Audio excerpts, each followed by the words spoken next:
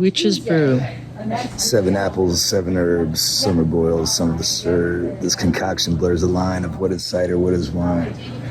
Into the night her cauldron spirals, churns a brew to make you smile. The Witch's Brew with just a hint can wake you when you need a pinch and help you turn the dial. In this bottle is a rinse. I encourage you to enjoy the wild.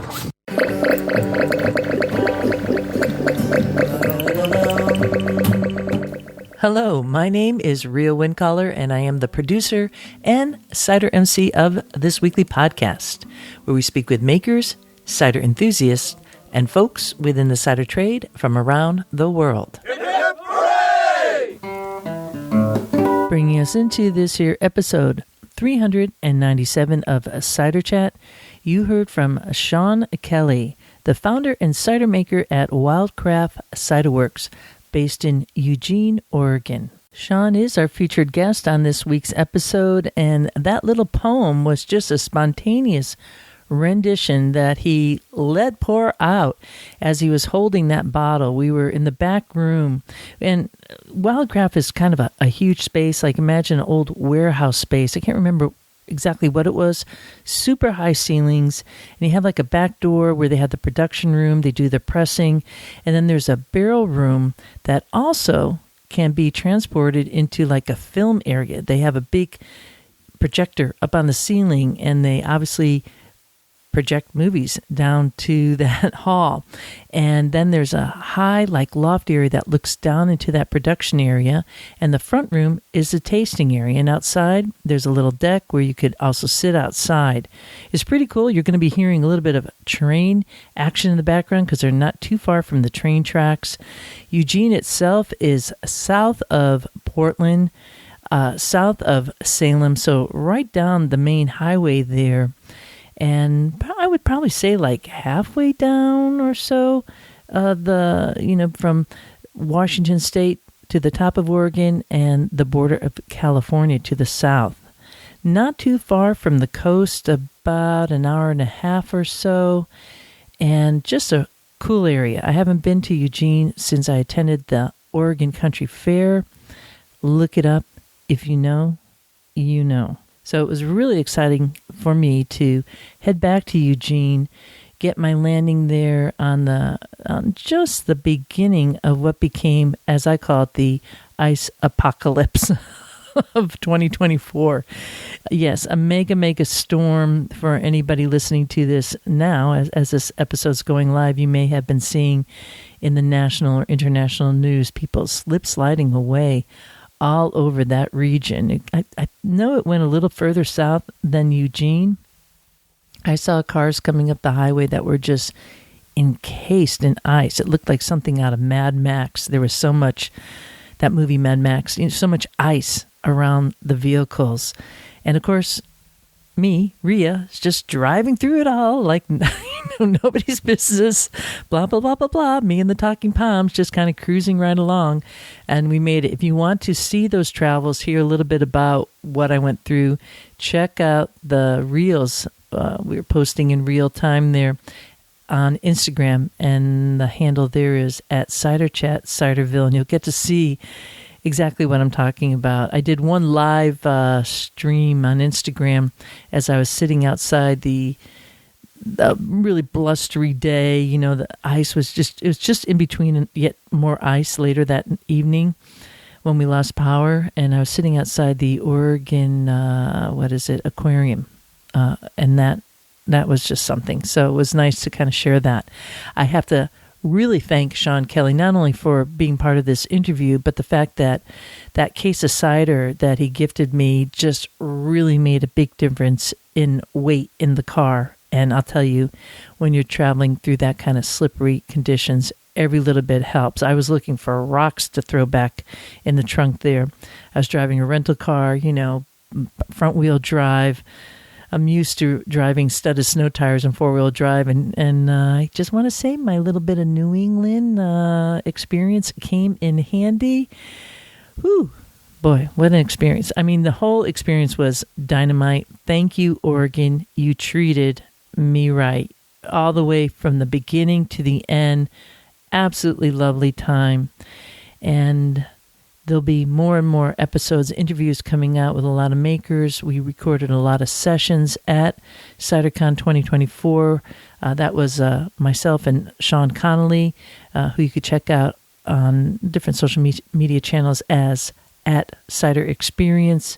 And we got, a nice little bevy of presentation seminars that you'll be able to hear. If you're waiting for a particular seminar, make sure to subscribe now so you don't miss that, because I can't really predict when that's going to come out. There's quite a bit of editing and production that goes into every episode to make it run smoothly for you, because I know your time out there in Ciderville is so important, and we want to take out all those ahs and ums and in-between space to make it nice audio. Anywho, we're going to be rolling forward with that featured conversation with Sean. Again, I just cannot say enough about this guy. When you connect with somebody and you deeply connect, that's exactly how I feel about Sean Kelly. Just hearing him speak about his approach to cider making, rather unique. And I'm going to put a dot at that one, or maybe an exclamation point, talking about whether one should continue planting orchards. They do not have any orchard per se that is part of Wildcraft. It's more foraging and leasing and working with local orchards, and why he does that specifically. Just amazing products. And again, I traveled that far from the East Coast to the West Coast to speak specifically to him. It was one of my key destinations and reasons why I arrived early to Oregon prior to CiderCon 2024 to speak to Sean. And also because he has a Medlar. Yes, a Medlar. And he'll be talking about that. And we're going to go kind of deep into that. And I know the Medlars, you're pretty excited about that, aren't you? Uh-huh. We've been waiting forever for this episode. I know, me too. And we finally did it. And wow, I just really, really liked the finished product. We only had one bottle. Sean gave us two from two different vintages, so we'll be digging in those in the coming week. So stay tuned for that. He also had a little medley too of pears, quince, and apples. Yes, I noticed that. Indeed, he did, Rhea. He is quite eclectic in his fermentation. Yes, Pear, Mr. Quince, I know. And by the way, if you're new to this podcast, I am speaking to my friends, the Talking Poms. Hello. Yes, we have the Medlars. Hello. You already said that. I know. And Pear. Yes, hello. Yes, I am Pear. And Mr. Quince. Pleasure. And they helped me here at Cider Chat Central and travel about, but I think there were sightings of them at CiderCon, but when we travel, sometimes they are just off hanging out with their friends out in the orchards or in the bins or, in the bottle. What can I say? Hey, look, we got a little bit of news about the upcoming French Cider Tour, and then we're going to go right into our interview with Sean Kelly of Wildcraft Cider Works based in Eugene, Oregon. Reservations for the French Cider Tour heading out September 22nd through the 28th are now live. So that means you could register today. There is more info at ciderchat.com. Look for the top tab that says Totally Cider Tours. And you could go down, read the itinerary, and then find the link for reservations there. This tour is filling up. I'm a little concerned that it might overfill, and there's only so many people I could take because I'm not going to take 55 people on this tour. Just not going to do that. I keep the numbers much lower so it's much more intimate, and we are able to kind of travel about with leisure and return home really energized, because that's really what the goal of a vacation should be, to be able to delve in but kick back and not have to worry about a thing, which I find is super nice. And I have that same experience myself because I'm going along on the tour, and we also have a colleague there from France who is our interpreter and on-site person for all the details as we are rolling along in a full coach with a bathroom and tables and la-ti-da. I just want to tell you that's la-ti-da. This is a range of different experiences with cider makers. I think we have a total of 8 cider makers, a special stop at a pear farm to get some Calvados, special Calvados from a barrel. Anybody who was at CiderCon knows that I was traveling around in the evening in the wee hours I actually even poured some for Sean Kelly when I saw him because I knew he'd really dig it. He's way into spirits too. And that was a barrel from 1989. It was a barrel that was found behind a fallen beam. And it was the last distillation of my friend Philippe's father from 1989. Check it out, So, yeah, that's just one of the many things we do. It is an amazing tour, both to Normandy. So we're in the northern part of Normandy, Pays d'Auge, the cider region. There's even more to the north there too, but we're just kind of, maybe I should say, the middle region. Then we go in the southern part of Normandy into Domfronte. That is a region. I heard a lot of people referring to Domfront. That is just one town in Domfronte. It's kind of like the main town, but the region of the pears is Domfronte. You just got to add that on there to kind of like include the whole region. And then we will be dipping into Brittany and staying at a harborside city called Saint-Malo and doing a little bit of tasting of cider from Brittany too. So it is a full cup experience to the umpteenth degree. Check it all out at ciderchat.com. Go to the Totally Cider Tour tab and find the reservations there. And join myself and some other fun-loving fans from all over North America, not just the US of A, heading out this coming September. Every single episode of Cider Chat, and we are almost at the 400th episode hour. Not quite yet. This is only 397 of Cider Chat. But each episode does have show notes with links to our featured guest and any mentions of note in the podcast. So you can find it all at ciderchat.com. And for this episode, once again, it's number 397. And while you're there, and getting up and moving about, make sure to grab a glass because it's time to join this chat with Sean Kelly, the founder and cider maker at Wildcraft Cider Works in Eugene, Oregon. Sean, let's first talk about your journey to, I'm not sure if I could say cider or just fermentation in general. How did you get to this place where we're sitting in this beautiful building? I'm saying it's beautiful because it's so spacious. You've set it up and really well appointed. It's inviting. It has this total Eugene vibe. But let's talk about how did you get here? Let's say the journey begins in 2005. I worked at a curved stair shop, building freestanding curved stairs and staircase and hand railing. And Kevin DeLay, the owner of that shop, really helped encourage me to see my passions in tree resource. Granted, those materials were more of a lumberyard type. I really got into the salvage of wood and the variety that we have here in the Willamette Valley. In that journey and in that passion, I would start to see the wasted orchards.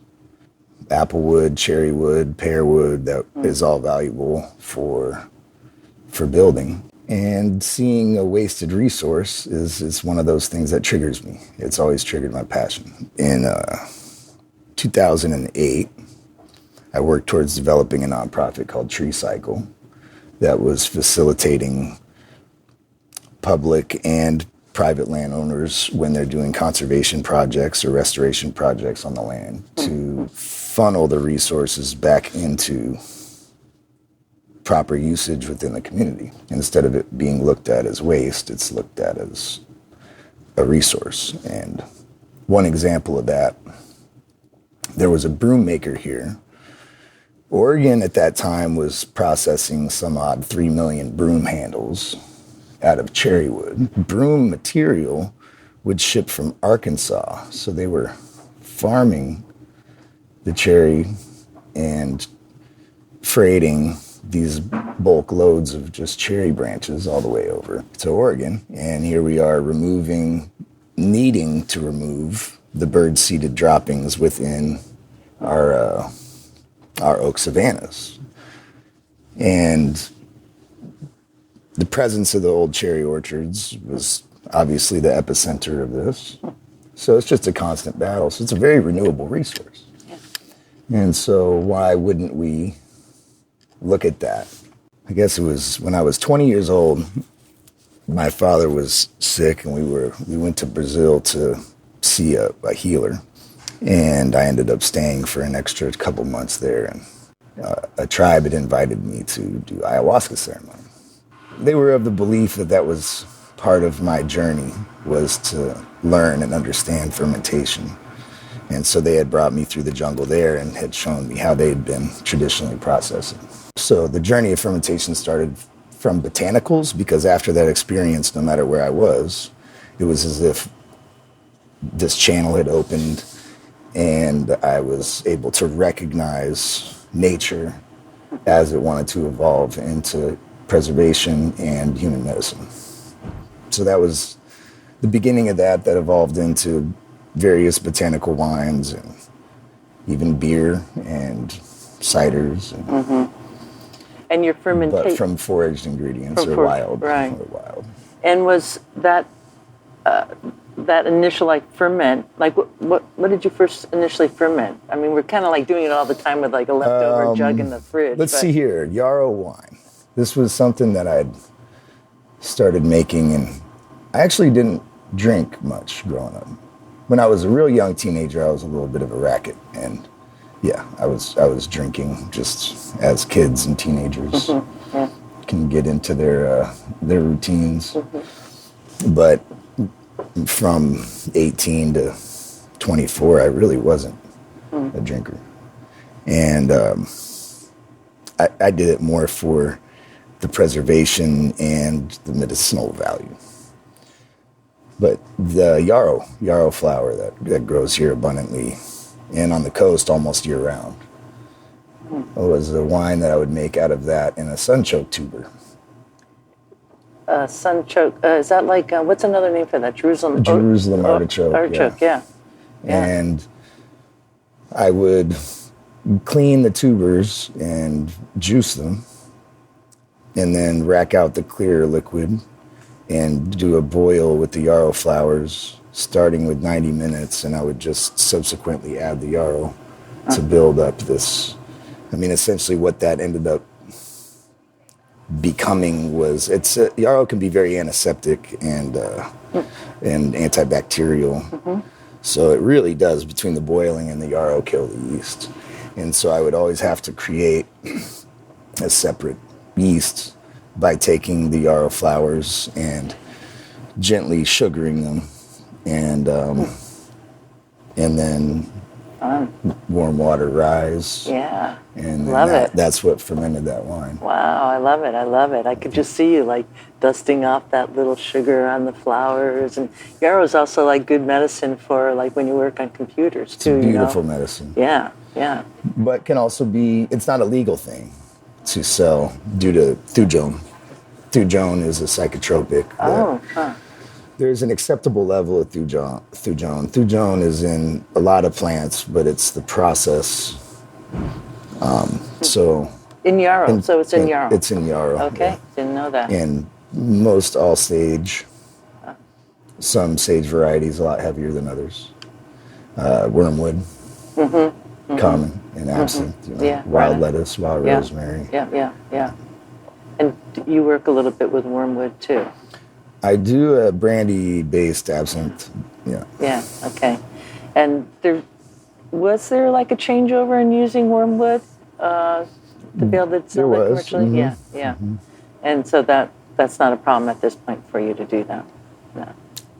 That's an experimental side project. Okay. Yeah. All right. That's just for friends and family. You gotta have those experimental side projects. But over the time, I've really kind of just been learning as I make, and that's been my style. Yeah. Not to say that I don't read or haven't read, but to be honest with you, the books that inspire me the most are typically not even related at all to fermentation. It's more herb-based or some more philosophical. Philosophical, yeah. Well, is that? Would you say that's because you kind of approach it like kind of?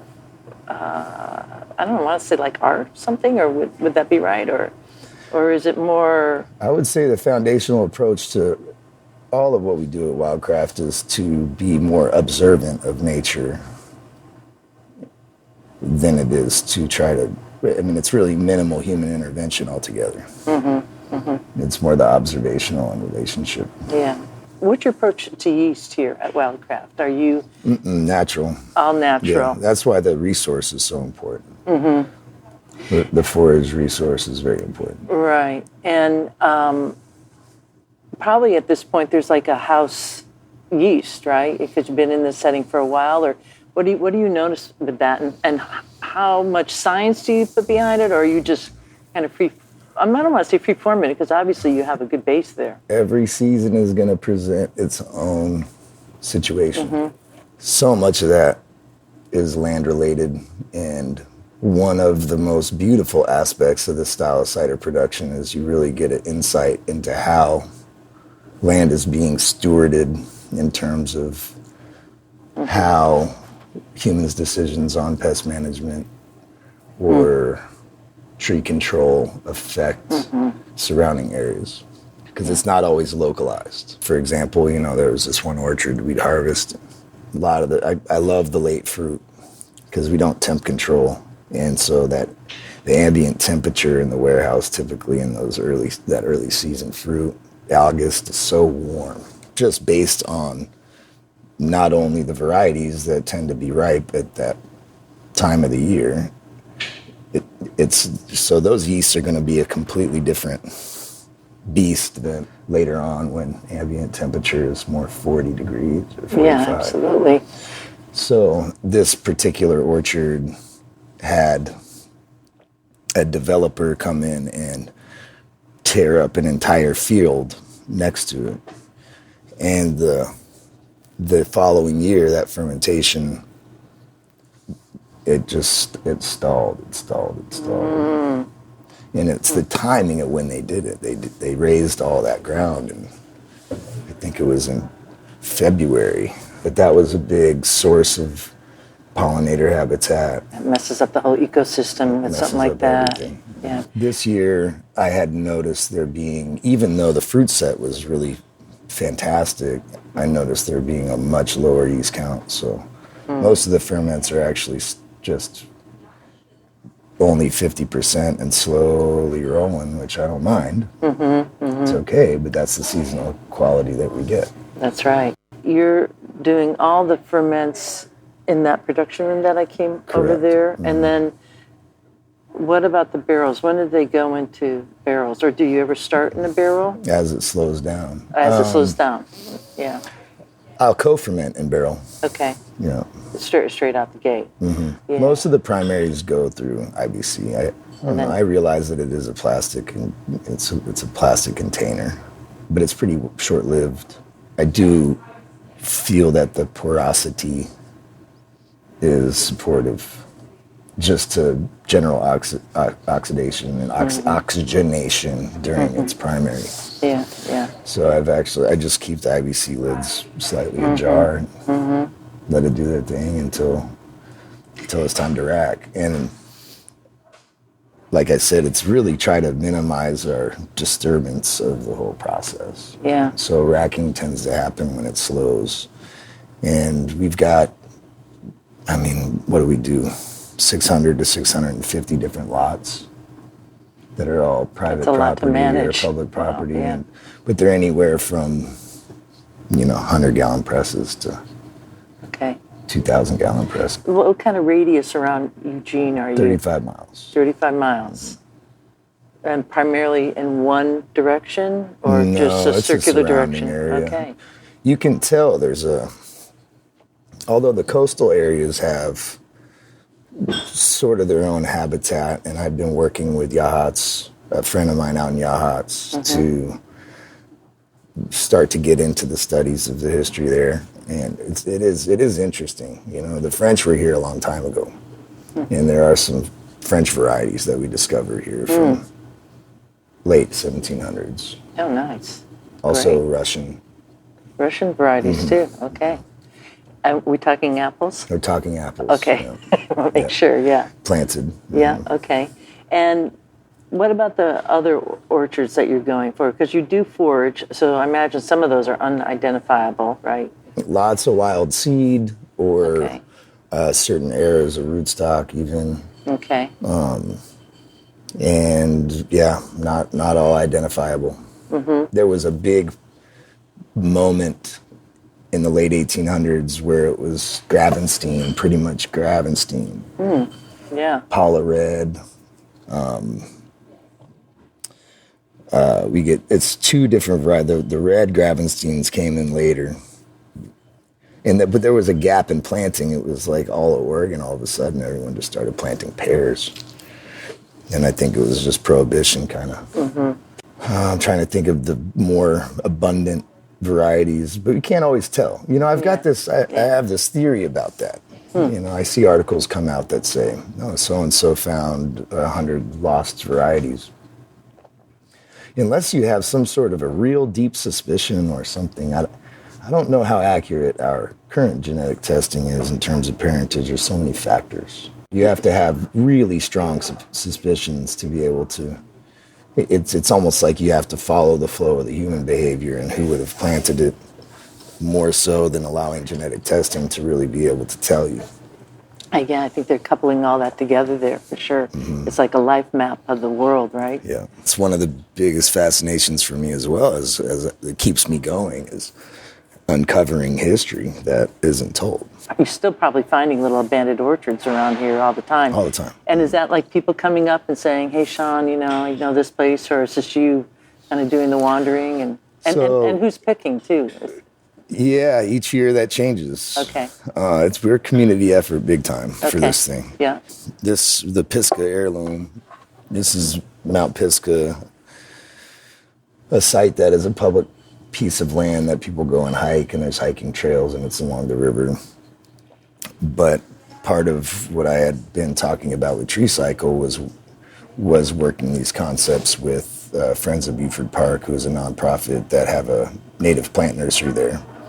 And what they do is they single generation will propagate seed and rebroadcast in areas to keep native population of plants alive. And they also sell first generation seeds to specific locations. I mean, essentially what they're trying to do is get the oak savannas back that have been really destroyed by timber industry in our area. Pears are a very invasive tree here, and which pear variety? These are rootstock pears. Rootstock pears, okay. Yeah, so in our area, there was a pretty long spell of planting mid 1800s to early 1900s that was pear rootstock, grafted apple on top of pear rootstock. And the reason that is this particular rootstock could very quickly tap groundwater and no irrigation requirements.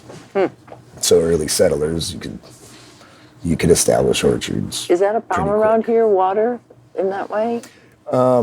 It's hard to believe in Oregon, but... Well, we do have dry summers. Okay. We are very dry. That's true, yeah. We have very dry summers, and then it was believed that the apple rootstock wouldn't be vigorous enough to tap down into the aquifer and into the bedding to be able to dry crop and a non-irrigated orchard. Right. So they were using pear rootstock, grafting apples on it, primarily, Gravenstein and Paula Red and whatnot.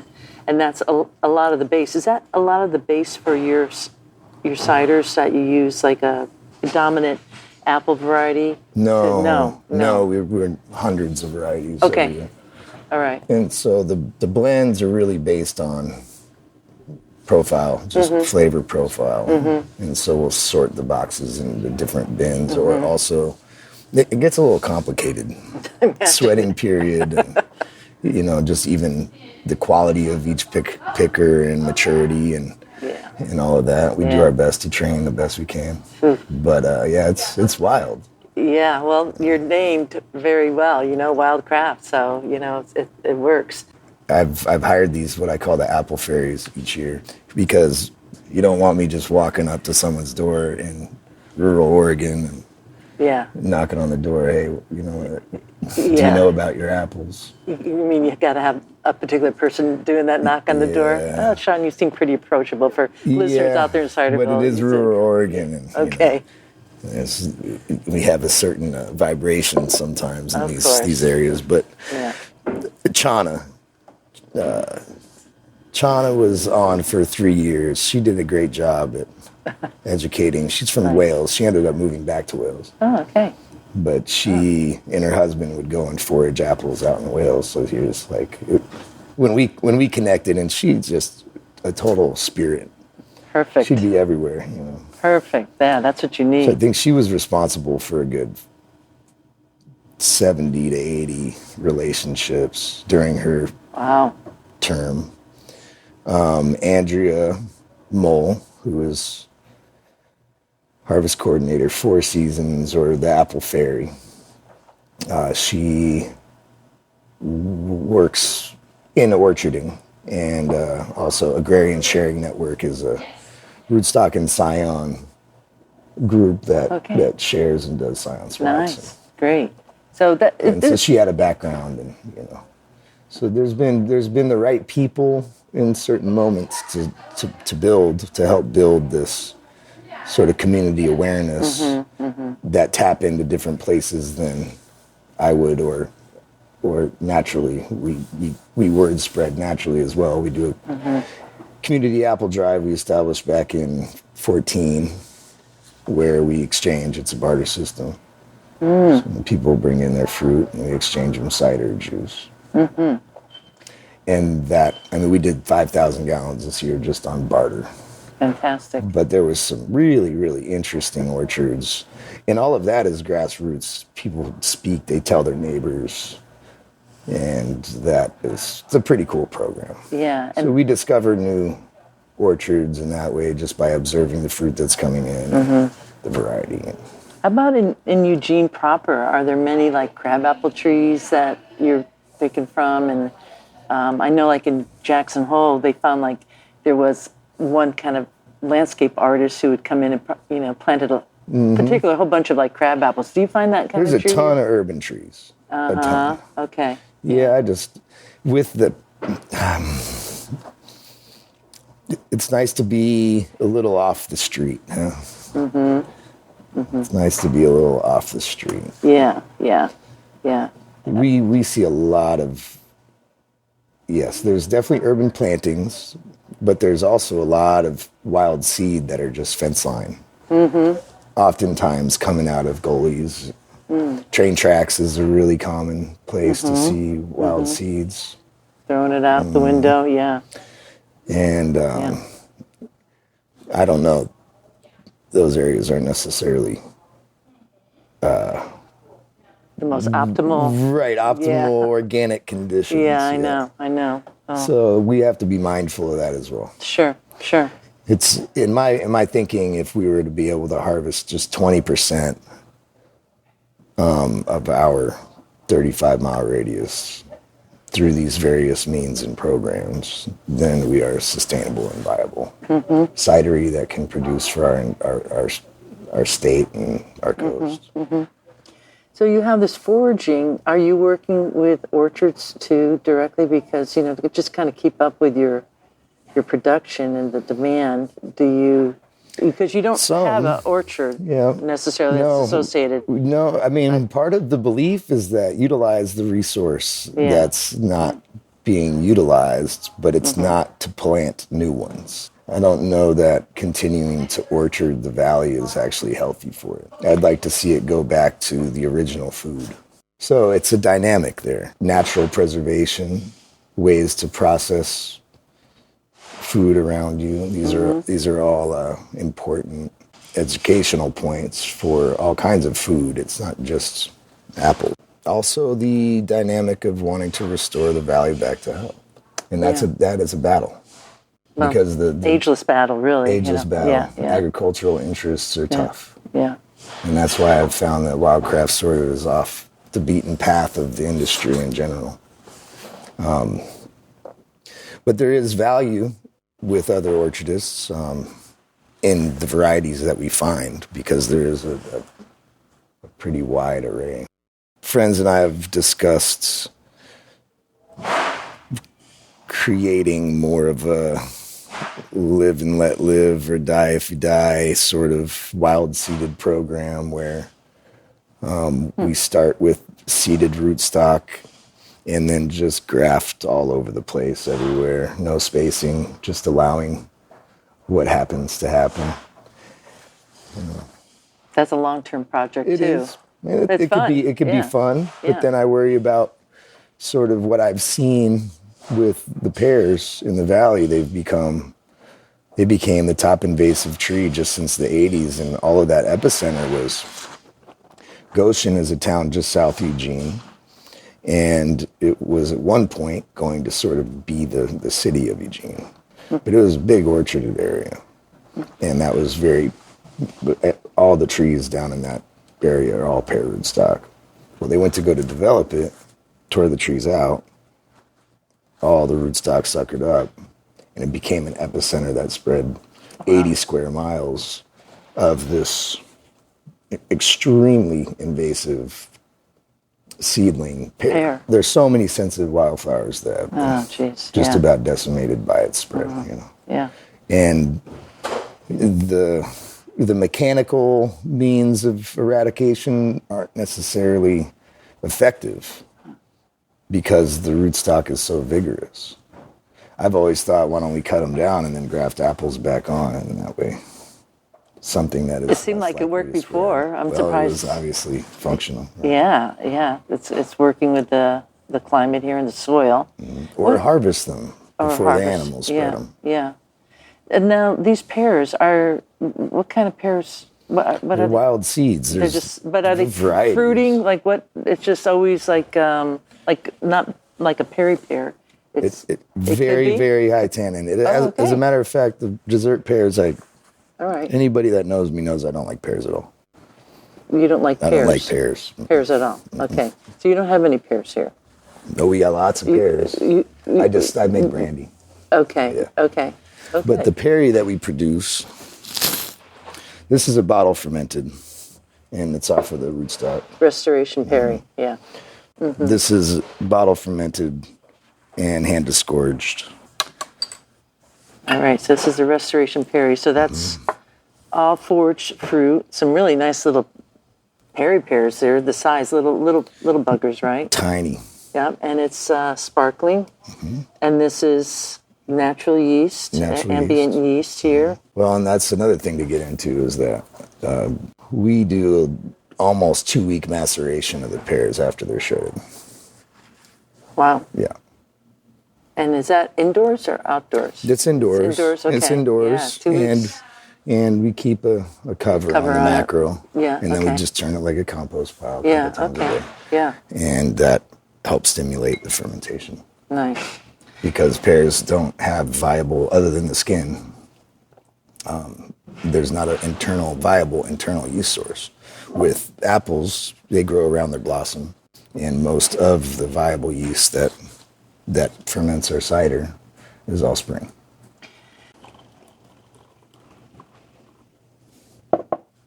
Hey, cheers to your health. Cheers to your health. Salud. This spent 2 years in barrel, and then was Solera blended with an active ferment. Okay. To re-ferment in the bottle. Then bottle conditioned for an additional year and a half. Year and a half, yeah. So you're really allowing it to age and settle into itself. So I'm just going to describe this a little bit to the listeners here. So Sean poured this perry. It's a beautiful, like light, a little darker than a straw. And you could taste the pear. You really taste that pear. You know that this is not apple. So you're kind of having, I'm going to say, kind of like a really juicy bosque. You're getting that nice juice of the pear right there, but with subtle tannins. Not like a French poire, it's not like that. This is really standing on its own 2 legs, and it's delicious and not overtly sweet. It's a dry perry, and, that really lends itself with that little bit of sparkle there, really opens up the bouquet. These are inedible pears. Inedible? Okay. I mean, inedible. Well, that's berry. Yeah. So what do we got? 8.7? Is that what it says? 6.7. Oh, 6.7. Super drinkable. It's sulfite-free aging program. We don't sulfite at all. At all. Yeah. There's absolutely no microbial control that takes place at all. So how has that learning curve been for you? Because people get terrified to go for the natural yeast. I think that's the problem. The fear is the problem. Yeah, that's true. You have to run without fear.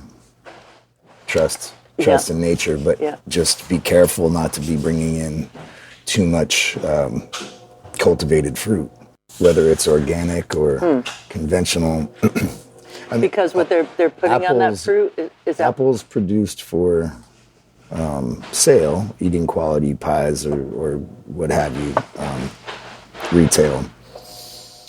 They are produced to be a pretty fruit, and microbial control is a very important practice for those orchards. So you'll lose your yeast. And so if there's too much of an abundance of this type of fruit in the house, then it can actually start to stress the colony. The raw material is very important for our program. It's all connected.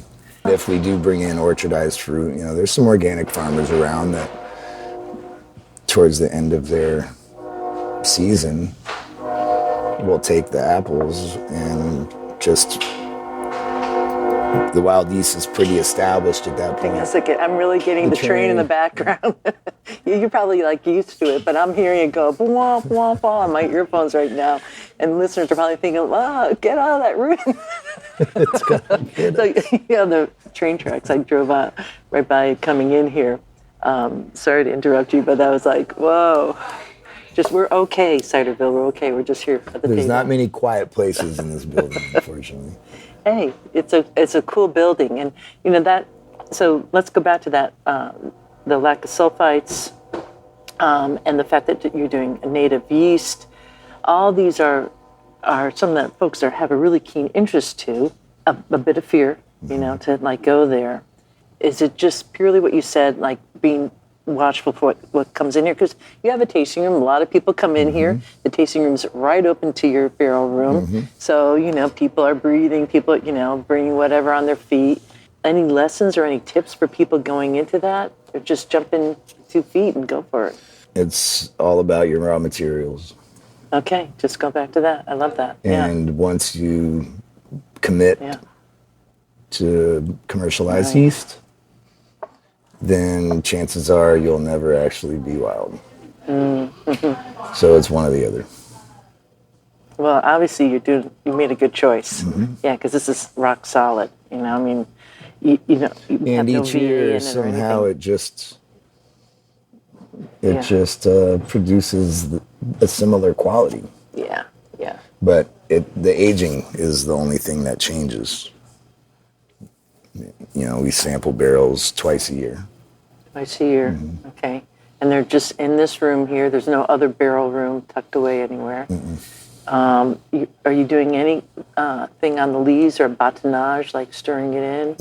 No, the primary ferment's left to age, though, on lees for quite a while. Okay.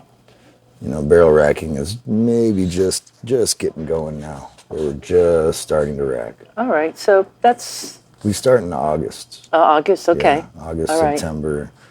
September is probably our biggest month. Sure. October was a big month this year. We're still harvesting, actually. Oh. Little bits. That's We're incredible. Next week we'll be out. We'll be able to get another small press in. Yeah, so just to kind of timestamp this, we're talking January. We're meeting on January 12th right now. And that's when the racking begins. Okay. And then, some ciders are good come April. But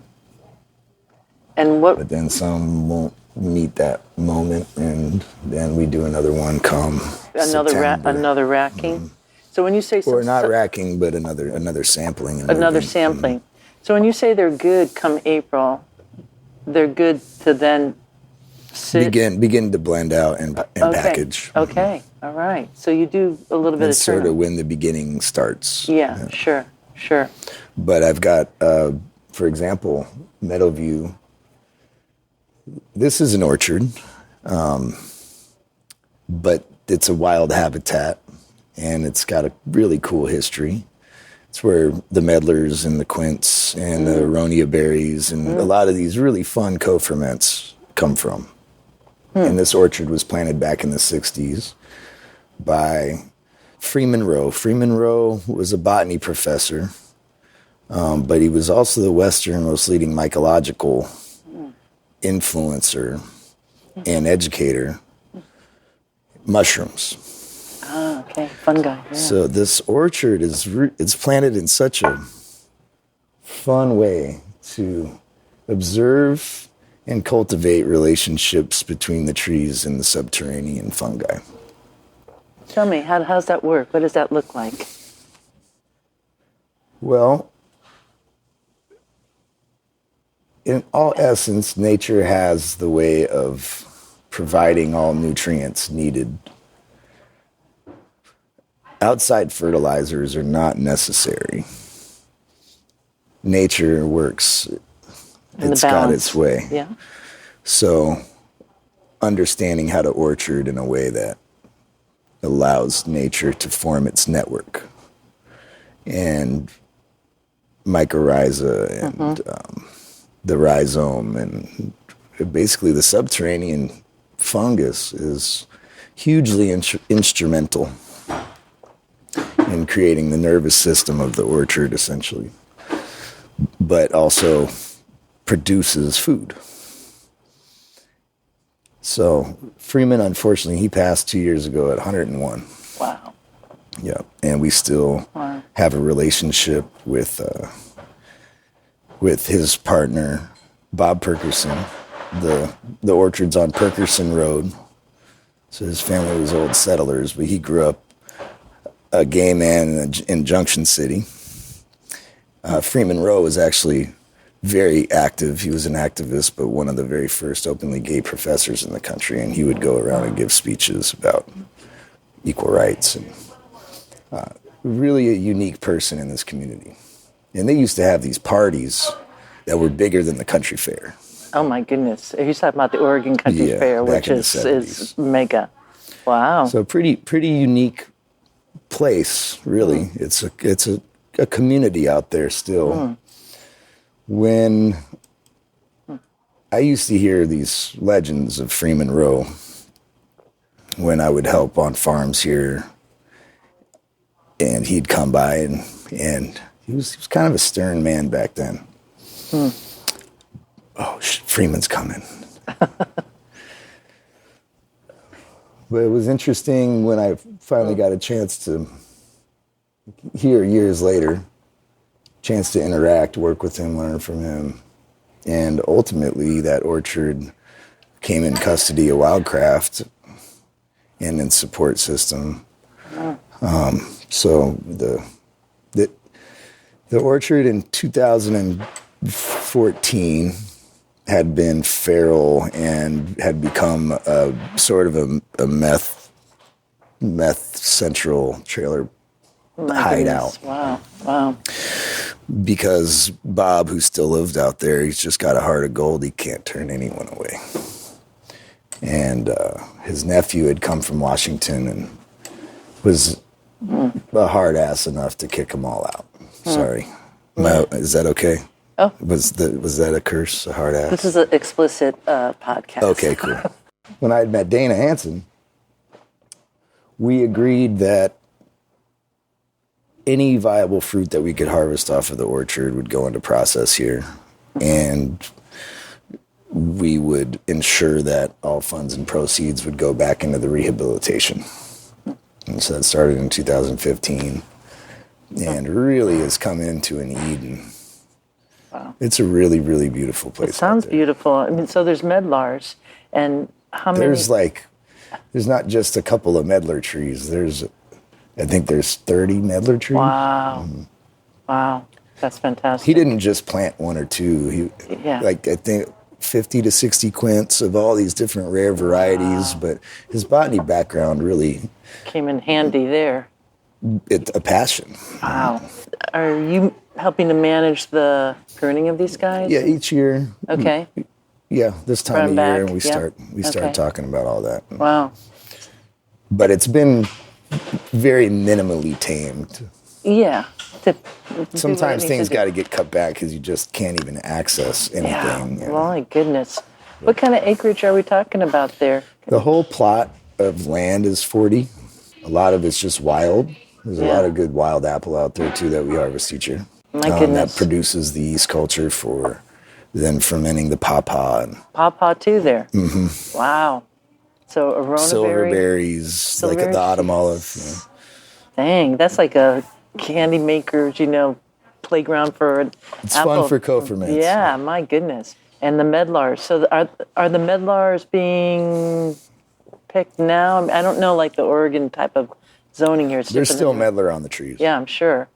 And how I late? admittedly just did not have time to deal with that this year. So, Okay. Yeah. Is the medlar something that you make every year, or you didn't get to do it this year? seems like every other year. Okay. Yeah. Seems about every other year All that right. Yeah. I reignite. I'm like, let's go again. Let's try it again. Yeah. Maybe for 5 years straight, I was processing every year, trying to understand the best means of utilizing Fermenting it, yeah. Yeah, because they're little, just for people who are listening who don't really know what a medlar is, it's a smaller palm fruit. It blets, there was like the medlar parties back in Victorian days. And so it's cool because it ripens like much later. You could eat it much later in the season, which probably was a great thing to do for, people just getting supplies of fruit. It's just kind of interesting how that tree evolved, right? It's the predecessor to the pear. It was a predecessor to what we know now as pear varieties. And what do you mean by that? It predated, so the evolution in the Rosaceae family that became the pear came from medlar. That's how the family tree ends up kind of working. Oh, I didn't know that. Yeah. Huh. But it's like persimmon, how those trees evolved to wait until late in the season to become palatable for the animals. It's either the first freeze, and I think what I've noticed, it's 4 solid days of freezing, then everything will just automatically blet. And you can replicate that. I've tried that, where you take them just before the freezes and harvest them green off the tree, and then freezing them. And when they come out, they blet naturally. It's their trigger. That's their chemical trigger, is the frost, or it's very slow.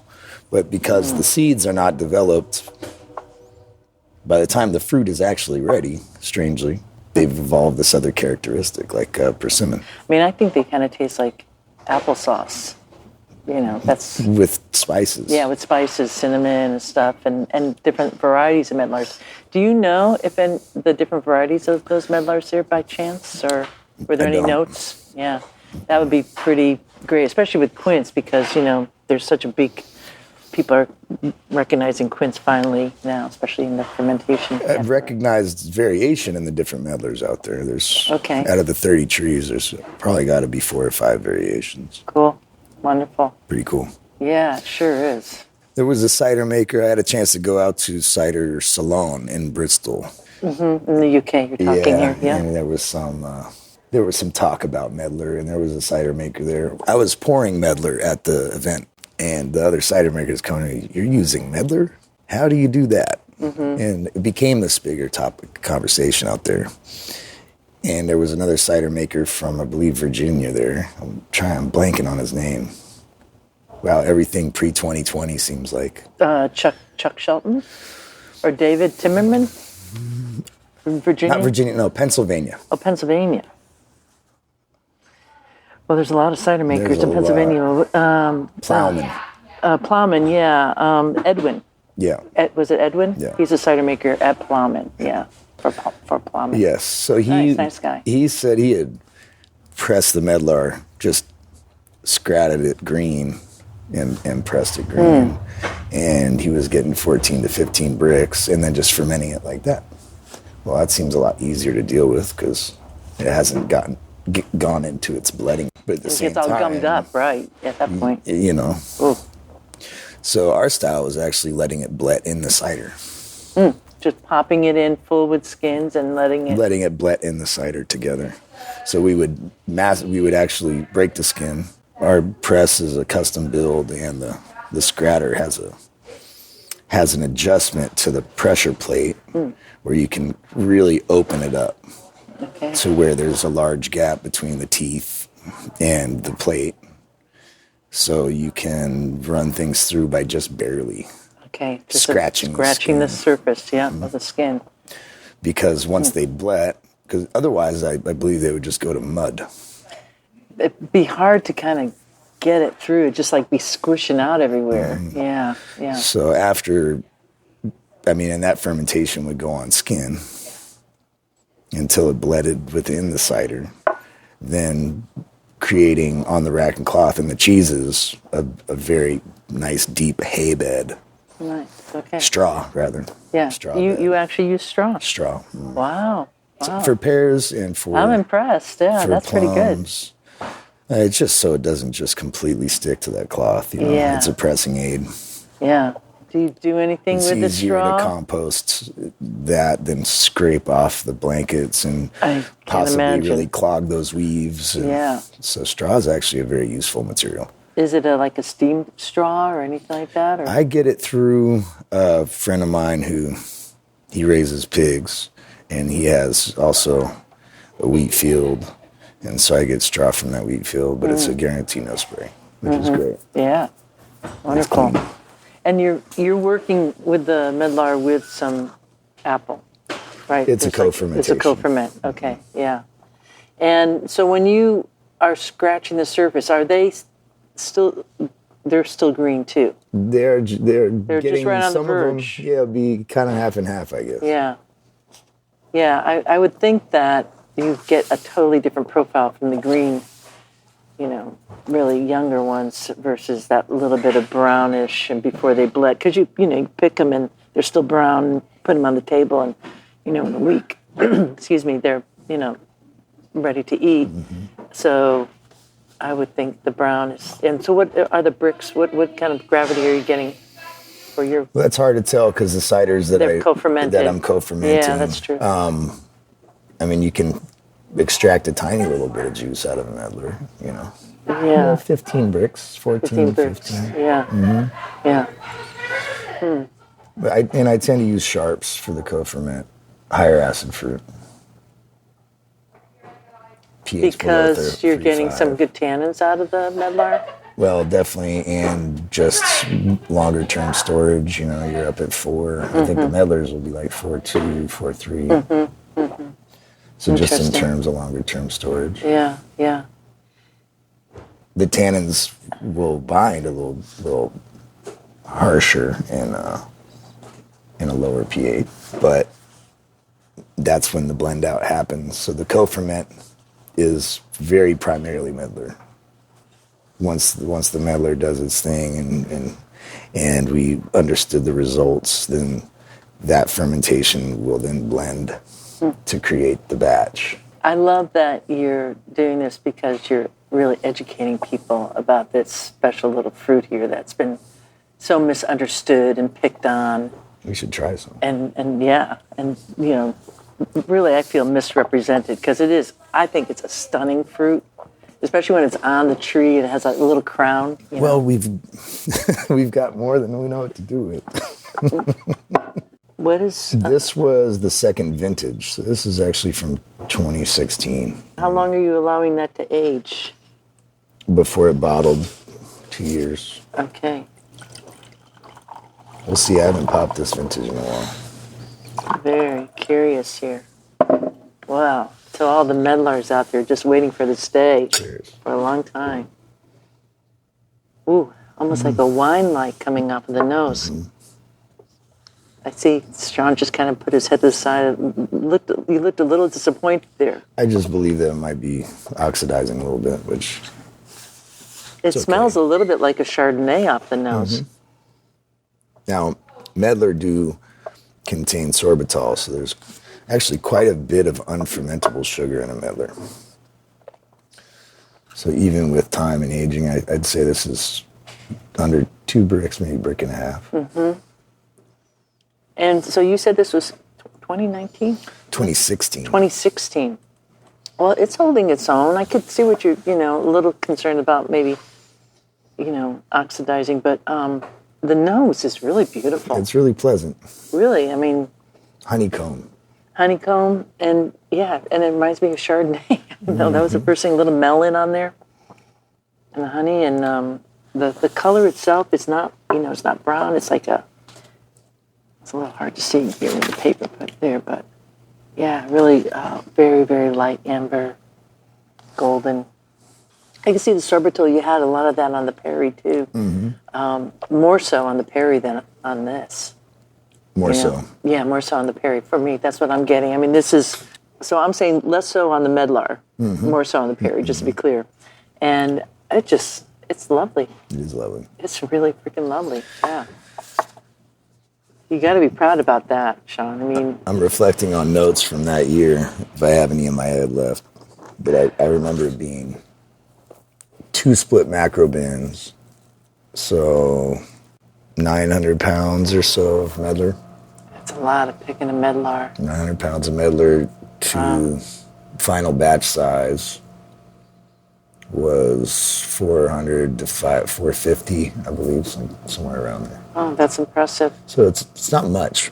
Yeah, but still, but a good amount of skin contact and a lot of time for it to be part of it. So I just want listeners to know that, again, Sean's not using sulfites; he's using native yeast, and I could guarantee you're not filtering anything. Mm-hmm. You're just racking it over. The clarity on both these drinks are just exquisite.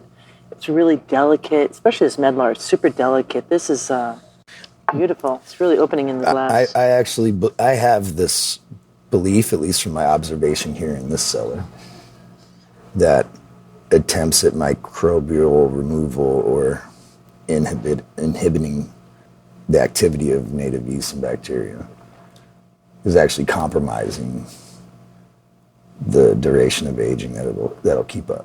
There's a protective force inherent in allowing everything to stay in balance.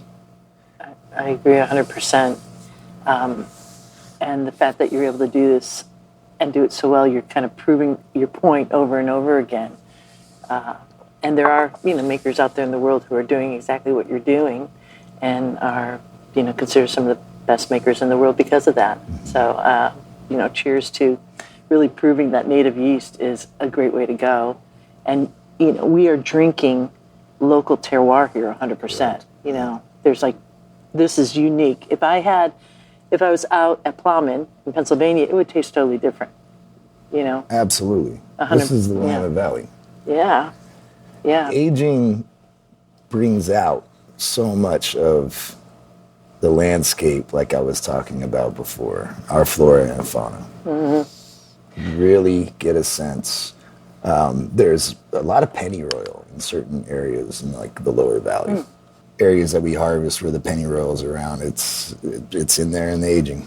It's menthy. I really love the fact that you are aging as much as you are, because I don't see most ciders really coming into their full body until a year in at the minimum. Well, how's the sustainability of your business doing this approach? I don't know. That's a good short answer there. I mean, because it's risky, but it also requires a lot of hands on deck to do this type of work and commitment and passion. So we have a means of putting everything into process somewhere. So there's really no risk of off batch. We haven't had big Brettanomyces blooms or something that produces off character. Mm-hmm. Maybe only a couple of ferments early on. No film yeast? Oh, yeah, there's film yeast. Yeah, a little bit, but don't... Based on the size of each ferment, when that develops, I don't see it ever affecting the flavor profile. Yeah, no, well, it just could freak out consumers more than anything else. But early. I mean, early on. Yeah. Because right when fermentation finishes, we don't go and CO2 top the tote, so film yeast is a natural part of it. And how about... Some in the more homemaker cider world would suggest that film yeast would be an infection. I am not of that. No, it could actually protect it, right? Thank you. Yes. We were just talking about the protective qualities. Yeah. And what allows something to age with grace. Mm-hmm. Yeah. And topping of barrels used to be a standard practice, but I've noticed that unless the headspace really starts dropping below the upper third, there's something about minimum human interaction. Nature will do its thing. We typically mess this up, you know. It's, That's true. It's us that get in the way of it. Yeah. We do brandy as well. Apple, pear, pear, and quince. Is that like a standalone quince? We have a standalone quince we call quince. Well, pomo, poireau, and quince. Okay. Quince is the French word for quince. That comes as a set. It's a Trinity set. Nice. Or it could be purchased individually. Let's talk about the people coming in here. What have you seen since you opened in 2014? Did you have a tasting room in 2014? I had a restaurant. You had a restaurant, and you kind of dialed it back from that. Oh yeah. Yeah, that's hard because it just becomes all about the food then. Oh, I wasn't sleeping. Yeah. I have a deep passion for food, but yeah, that was a lot. And it was busy. It was a good restaurant. There was a lot of exposure to that food because it's of the same mentality. You know, the community relationships not only supplied energy for cider making, but also food. Who were the cider fans back in 14? Oh, I remember going and doing tastings, and it was a lot of work. Yeah, explaining. It's a lot of work. Yeah. How about now? You got to think that when we started, the 10 and 11-year-olds are just turning 21. And I would say our demo has been 25 to, 80. But I do feel like the experimental gap of those that are interested in this sort of product is either those that don't consume a lot, but become very attached to Wildcraft as a brand, right? It's once that philosophy and the natural energy that it gives you and the type of product that it is, once that's understood and you start to get used to it, we develop quite a few loyal folks. Education of a very dynamic product is not simple. And there's no book you can read that's going to help define it. Books also leave a lot of room for self-interpretation, which is a good thing about reading, is developing imagination. That being said, it's the constant community work that helps develop new educators. So I'm going to be honest, the climate has been very difficult the last few years. The conversation of specific orchards becoming, or these orchards that we've unbrambled, becoming small centers for cider making and creating some sort of a small cider tour of apples that end up coming into blend every year for Wildcraft. Anyway, I've developed a smaller rack and cloth design that can be pedal powered. Oh my goodness, wow. Run off solar. Nice. Chuck battery. Fantastic. Or AC current, so plugged in. So Eugene, I love it. Yeah, it is. And it can fit on a trailer. It's mobile. Damn. Yeah. Well, that's a big educational piece there. People probably sign up and say, let me pedal, right? Yeah, let me pedal. Well, and the kids can get involved too. My you gotta goodness. keep them working. Wow. Get them off the phone. Would you like to try an example of one of those orchards? Yes, please. This is raw? Raw. Okay. What do you mean by that? Raw? This is a very raw cider right here. Meaning Just tannin. tannin. Ooh, I love a good tannin cider. Okay. These are unidentified apples. The theory is they were Russian planted. Lots of the rootstock that comes back up is red fleshed. Every genetical profile of this orchard seems to be lending itself more to the Russian crab. Now this is a Solera, so there's a portion of last year's, and then actually it's still bottle conditioning. It probably wants another 6 months or so. There was a blend brought back into it to carbonate. The blend out was about 1.5 bricks, and I'll let it sparkle all the way to dry. So pet nat like a Solera pet nat. This is where you take a batch from a previous year, and it's, kind of classic like port, where people are adding on. And we're seeing this a lot more in cider making. It's a common practice with a lot of our vintages, actually. I'm getting a little sour there, like a little of that. That's what you're saying, that raw. It's like It's punchy. It's punchy in the tannin. 100% Yeah. Russian crab and wild seeded from there. Oh, man, I get it on my teeth. I kind of like it. It's like a nice little palate shift. This is super coating the mouth, really drawing it in. This was really heartwarming to be able to deliver a farmhouse Eggleston orchard to Jim and Carol out there. And we've been harvesting that for 9 years now. And they're just slowly unbrambling the trees. They're pretty much buried in blackberries and hawthorn. Ooh. There's more back there, and we just slowly uncover them Interesting. every year. Huh. And they're doing that work to give us access to be able to do this is pretty incredible. Yeah, it sure is.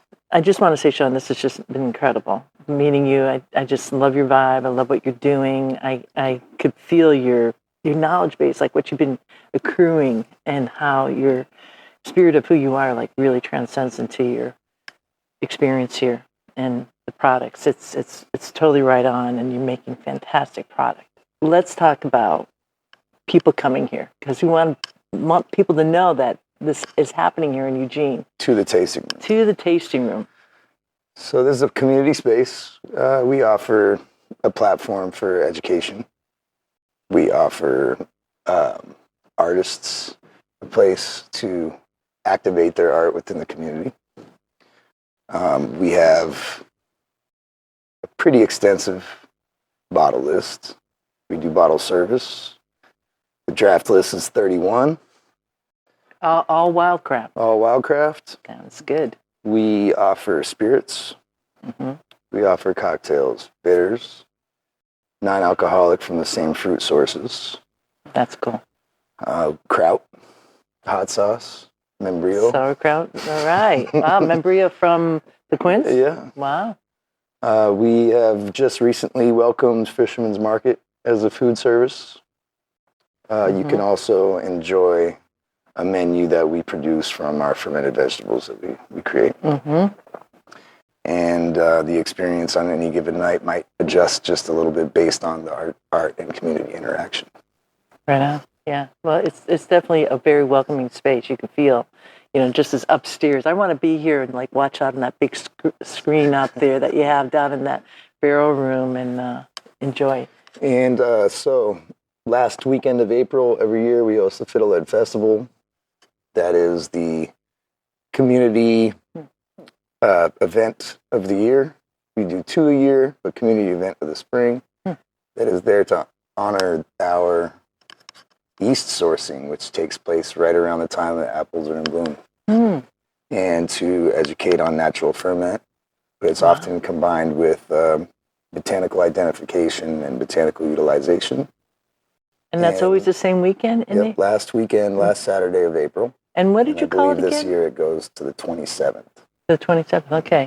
And what is it called, though, the event? This is the Fiddlehead Festival. The Fiddlehead Festival. Mm-hmm. I was thinking fiddlers, but then you went on with it's all about yeast and stuff. Yeah, I love that. Our logo is the Fiddlehead. Yeah, and you have it right here on the Pisgah heirloom, right? Little fiddlehead right there, kind of unfurling.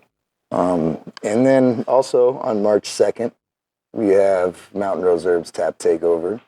And it's the only time of the year I experiment with ingredients outside of our 35-mile radius. Oh. And it's in collaboration with Mountain Rose Herbs. And they're all very interesting concept fermentations utilizing their catalog. Fantastic. Fantastic. So folks should come here and visit Eugene. I came here to Eugene specifically, all the way from Massachusetts, because I've been wanting to taste this Medlar, meet Sean, and hear what he was doing. So if I could do that from coast to coast, anybody else can. If people can't get here, they could also get your product online. Correct. We do ship to most states now through Vino Shipper. We also ship direct off our website.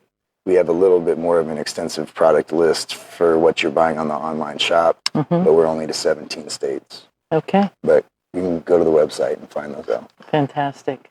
Well, I thank you for taking time to talk to me. This has just been a delight meeting you, and I hope it's not the last time. It's been a pleasure talking to you. Thank you. Thank you. Walking through the orchards, dancing in the streets, smelling all the blossoms, kicking up our feet. Go to wildcraftciderworks.com and you can find links to their online shop today, because I don't know about you, but listening to Sean just makes me super thirsty to try their products. And having tasted some of them, not all of them, because I still have that case to go through. Believe me, it is worth your while. Well, that was fun. Let's do it again next week on Cider Chat. If you haven't subscribed yet, please do. And while you are online, make sure to check out the Totally Cider Tour heading to France, September 22nd through the 28th. Reservations are live. Check out the Totally Cider tab at ciderchat.com, and you'll find all the info there. You have any questions? Just send your questions this way to info@ciderchat.com. This is Rhea Windcaller signing off for now. Looking forward to seeing you in Ciderville. We like cider, we like palms, we love orchards and having fun. There is a reason why we do it like this. Oh yes there is. There is a reason why we do it like this. Oh yes there is. There is a reason why we drink it like this. Oh yes there is a reason. We like walking through the orchards, dancing in the streets, smelling all the blossoms, kicking up our feet. We like cider, we like palms, we like orchards, having some fun. There is a reason why we do it like this. Oh yes there is. There is a reason why we do it like this. Oh yes there is. There is a reason why we drink it like this. Oh yes there is. There is a reason. We like walking through the orchards, dancing in the streets, smelling all the blossoms, kicking up our feet. Oh yeah. We like cider. Oh yes we do. We like palms. Oh yes we do. We love orchards, having some fun. There is a reason why we do it like this. Ba-da-da-dum. There is a reason why we do it like this. Ba-da-da-dum. There is a reason why we drink it like this. Ba-da-da-dum. Ba-da-da-dum. We like walking down the orchards, dancing in the streets, smelling all the blossoms, kicking up our feet. Oh yeah. We like cider. Ba-da-da-dum. We like palms. Oh yes we do. We like orchards, having some fun.